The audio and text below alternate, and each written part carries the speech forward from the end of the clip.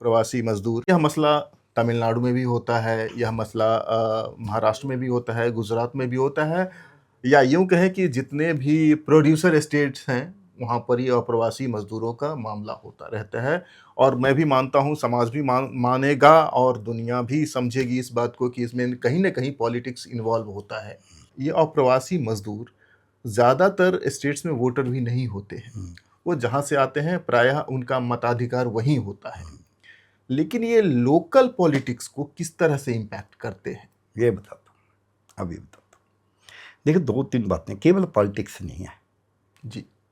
एक तो जैसे हमारे लोग कनाडा में गए हैं तो लोग ऐतराज कर रहे हैं। अभी ट्रंप ने H-1B का वीज़ा का $1 लाख क्यों रखा है कि जी हमारे लोगों को नहीं जॉब दे रहे, उनको दे रहे हैं सस्ता जॉब।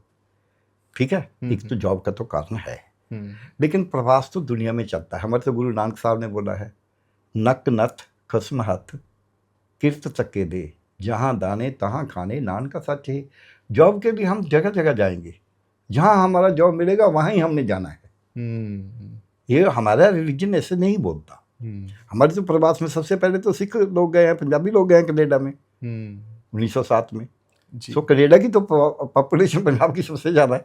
सो इसलिए ये बात नहीं है। जब ट्रंप ने बोला, मैं आपकी बात पे आ रहा हूँ, ट्रंप ने बोला मैं इतने लोगों को निकाल दूँ, ऐसे मेरे को इंटरव्यू की किसी जर्नलिस्ट ने, आप जैसे ने, तो मैंने बोला बिल्कुल नहीं निकाल पाएगा। उनके मॉल को कौन चलाएगा, उनके पेट्रोल पंप को कौन चलाएगा, उनका खेत में काम कौन करेगा, फार्म में। ये झूठ बोलता है, ये लोगों को गुमराह कर रहा है, ये बिल्कुल नहीं निकाल पाएगा। उनका इकोनॉमिक्स कैसे चलेगी। यहाँ भी आज जो गेम चल रही है, खेती में निकल जाएंगे। हमारे लुधियाना की इंडस्ट्री है, हमारी जलंधर में इंडस्ट्री है, अमृतसर में इंडस्ट्री है, और तो बाकी रही नहीं ज़्यादा। तो वो इंडस्ट्री में भी यही लोग काम करते हैं। अब ये एक चाल है कि पंजाब की जो अर्थचारा है उसकी बैकबोन तोड़ दो, उसकी कमर तोड़ दो, तो किसानी का कमर चारा टूट जाएगी। क्योंकि किसानी कौन लगाएगा, जो प्लांटेशन करेगा पैडी का, कोई नहीं करता, वही करते हैं। तो दूसरा, इधर फैक्ट्री में कौन काम करेगा, जितनी पगार पे फैक्ट्री कराना चाहती है, नहीं होएगा। और फिर उसमें कुछ स्किल भी चाहिए, उनके पास अब तो होगी, डेवलप होगी। अब नया तो लड़का हमारा तो नहीं ना डेवलप कर रहा। तो इसलिए एक तो हमारे पंजाब का अर्थचारा की बात है। लेकिन इसमें बड़ी बात यह है कि सरकार जो नियम बनाने होते हैं वो नहीं बनाती।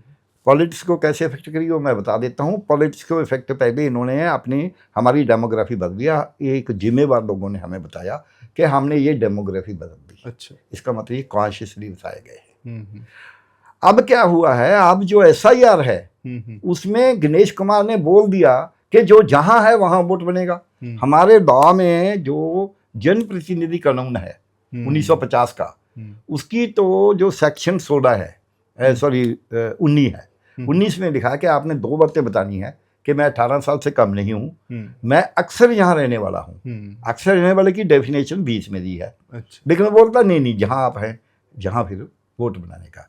पंजाब में दूसरा, ये इसका पॉलिटिकल रीजन और है, वोट ना भी बने, हिंदू सिख का पाड़ा यहाँ नहीं पड़ता। दरअसल मेरा ये सवाल सिर्फ पंजाब के रेस्पेक्ट में नहीं था, मैं पूरे देश के बारे में बता रहा हूँ, आ रहा हूँ। हर जगह पे जॉब कम है, उसमें पॉलिटिक्स क्या है। अब जॉब तो सरकारें क्रिएट नहीं कर रही, जो इनकी नीतियां हैं उससे जॉब कम हो रहे हैं, प्राइवेट में भी, सरकार में भी, और अर्ध सरकारी में भी।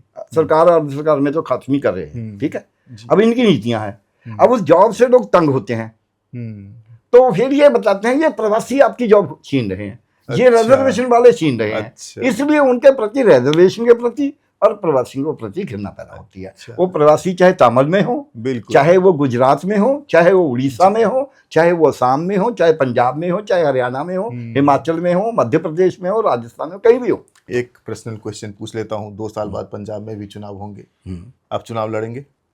नहीं, हम तो चुनाव पहले लड़ना था, हम तो CM होते पंजाब के, हमें क्या। अच्छा। हमने कोई चुनाव नहीं लड़ना।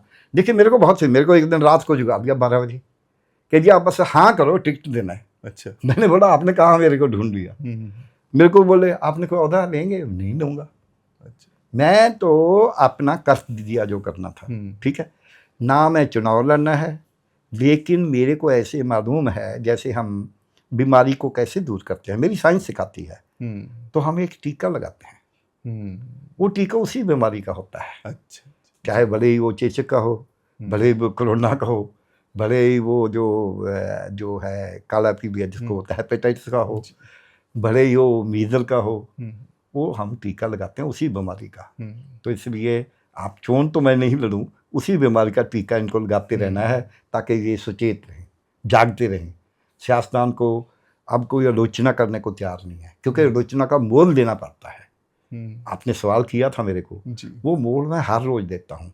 लेकिन इसलिए मेरे को मोल बहुत कम देना पड़ता है कि मेरा पंजाब में और बहुत से बाहर जगह पे एक वर्चस्व है, तो बहुत ज़्यादा लूज बात करने के लिए थोड़े लोग अवॉइड करते हैं कि उनको आपने एक कमेंट दे दिया मेरे खिलाफ तो 20 लोग होंगे जो आपको ऐसे कर देंगे, आपको मिट्टी बना देंगे।